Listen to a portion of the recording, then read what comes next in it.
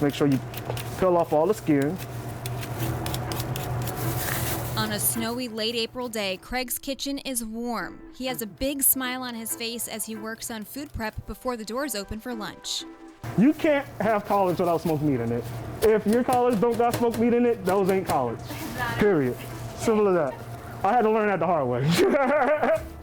His laughter fills the room and his voice booms as he talks about the food he loves to cook and loves even more to share with his community, with customers who walk from Rockville General Hospital and across the street from Rockville Superior Court. You're literally, what, right across the street? Literally right across the street from, it's crazy that I own a business across the street from the courthouse where I was sentenced to years in prison. Like I get to look at it every day and I think about that. Craig Wright was born in Michigan and spent his early childhood on the west side of Detroit. Basically, my mother had passed away.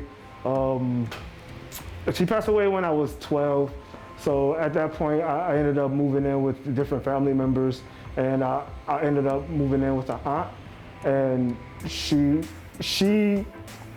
was in Michigan to take care of my grandmother because my grandfather had passed away. Like, it was like my grandfather passed away, then my mother passed away within a year.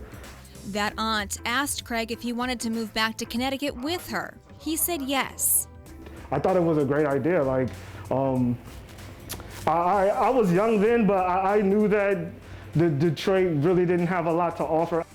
But he says when he got here, he fell into bad habits and behaviors. He started lying and stealing from his family. I wasn't doing anything with my life like that.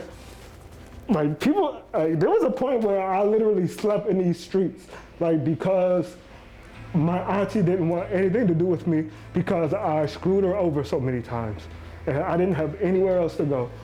After being kicked out of his family's house, more trouble followed. From the day he turned 18, he was on probation after he was first arrested at age 17 for being caught in a stolen vehicle. Basically from 18 all the way to 25 when I got out of prison in 2013. From 18 to 25, I was just in and out of prison. I was either in prison, I was on probation or on parole or in some kind of program. Like I was under some kind of supervision. But it's because I kept making the same decisions. He was dealing drugs and says his house was raided by police twice. It took hitting rock bottom before he realized he needed to make some changes. But when I went in front of the parole board, I sat right there in front of them and I said, I'm not proud of the person I am. My family is ashamed of me and I just want to be a better man. Like I want to be proud of me. And that's a big hit. Like when I look in the mirror, I want to see a man. Like, cause that's very important to me, that I be a real man. He started looking for a job while he was in a halfway house finishing out the remainder of his time. Robbie Neiman owned a restaurant in Windsor at the time and called right back for an interview. The fact that he was in the halfway house at that time, convicted felon, didn't even faze you? No, not at all. I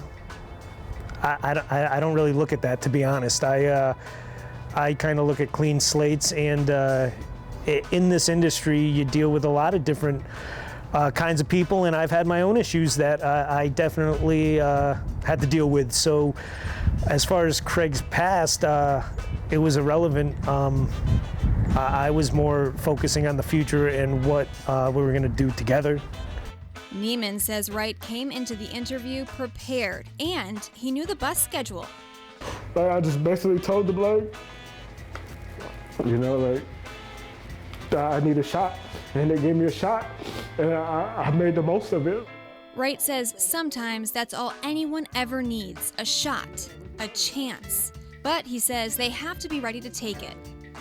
I could have made the decision to do good way before when I did. It was just, I didn't really make that decision. And in order, if you make that decision, then you gotta get up every morning like, this is it.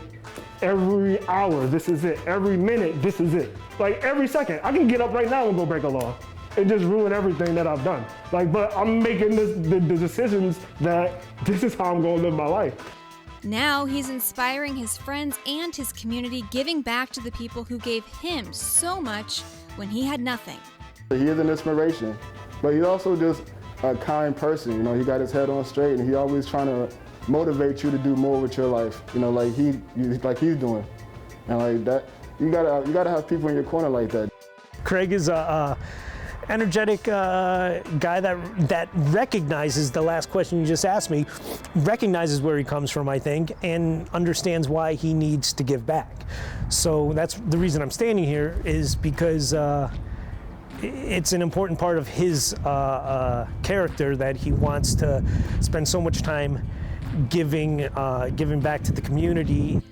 And as he looks out the windows of the business he's worked so hard for, he's constantly humbled and reminded of how he got here and how far he still wants to go. In Vernon, I'm Caitlin Francis, Channel 3 Eyewitness News.